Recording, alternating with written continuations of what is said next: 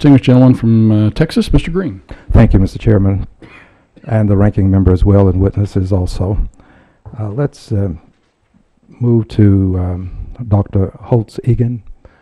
Sir, I believe I heard you indicate, comparing FHA to another circumstance, that you can't cut taxes and raise revenue. I think that's what I heard you say. Is that what you said, that you can't cut taxes? I pointed out that this is exactly the same argument as people make that, and most people don't believe it. So it's your position that if you cut taxes, you're probably not going to raise revenue. Yeah, I'm on record in that since I did studies on that at the Congressional Budget Office in 2003. All right. Would it surprise you to know that a good many of your friends on the other side would differ with you on that basic premise of cutting taxes and raising revenue? The next time everyone agrees with me will be the first. I believe you. The first won't happen today. I'm not waiting. I'll allow my colleagues on the other side to entertain further debates on this.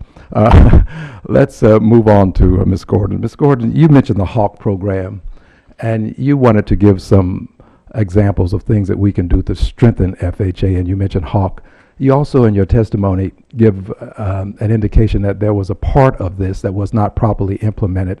Would you care to elaborate on HAWK and that portion that wasn't implemented and how that can be of benefit to FHA?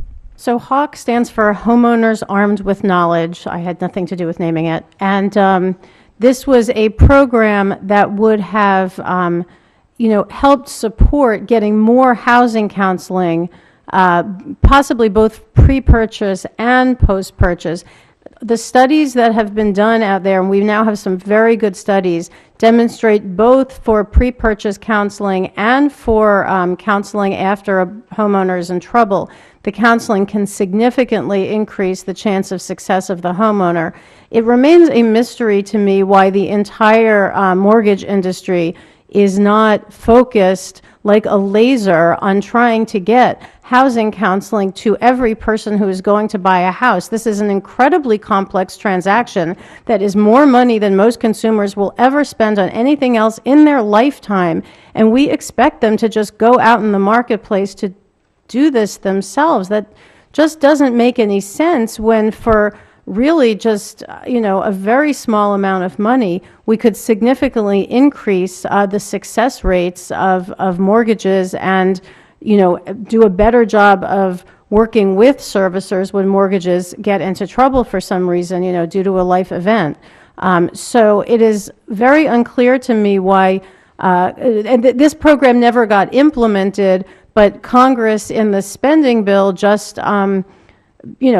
basically eliminated it, essentially. I don't think there was much debate or discussion over this. And so I think it's really important to go back to the drawing board and try to figure out how we can make sure that high-quality housing counseling is available for every purchaser who wishes to use it. Mr. Rossi, would you concur? I would. I'd actually go further and say that Radiant, in fact, has a partnership in place with a diverse segment to train, teach, and coach folks to be able to get into mortgages. Mr. Gupta? I would concur that housing counseling should be there. Whether housing counseling actually makes borrowers perform better or not, we have not seen that in our experience. But we also conduct housing counseling for free for borrowers. Doctor? I've not studied the issue.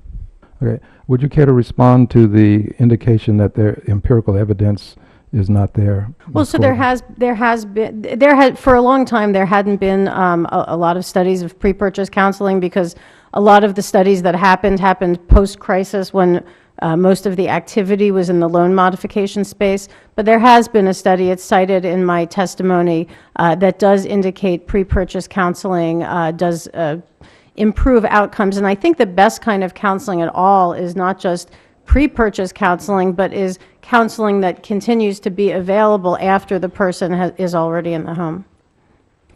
I want to thank all of you for your testimony. And my assumption is, and if I'm incorrect, kindly extend a hand into the air. But my assumption is that you would all like to see FHA remain a part of the housing finance system that no one on this panel believes that we should not have an FHA. Is that a fair statement? Perhaps I should revise my statement. If you concur with me, we'll do this as we do it in court. Raise your hand, please, if you concur. Thank you very much. I'll yield back, Mr. Chairman. Thank you, Mr. Green.